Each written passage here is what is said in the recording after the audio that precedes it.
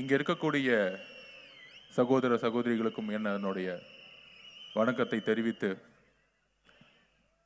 எல்லாரும் எப்படி இருக்கீங்க?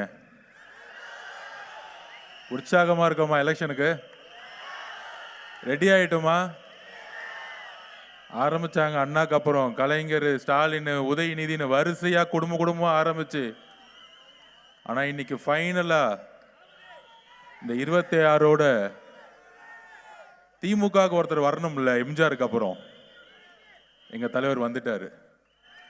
இத்தனை நாள் யாரும் இல்லாம இருந்தீங்க, தலைவர் வந்துட்டாரு. எனக்கு புரியுது அண்ணா, கொஞ்சம் விருதுநகர்ல இருந்து ஆரம்பிங்கண்ணா அப்படின்னு. ஃபர்ஸ்ட் கோயம்புத்தூர்ல இருந்து ஆரம்பிப்போம்.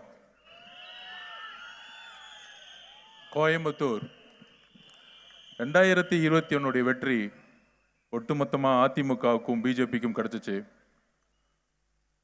தமிழகத்துல திமுக ஆட்சி அமைத்து இந்த கோயம்புத்தூர் எப்படி இருக்குன்னா, இப்படி ஸ்மார்ட் சிட்டின்னு அப்படி டிக்ளேர் பண்ணாங்க. நம்ம விக்னேஷ் பேசினார் பாருங்க.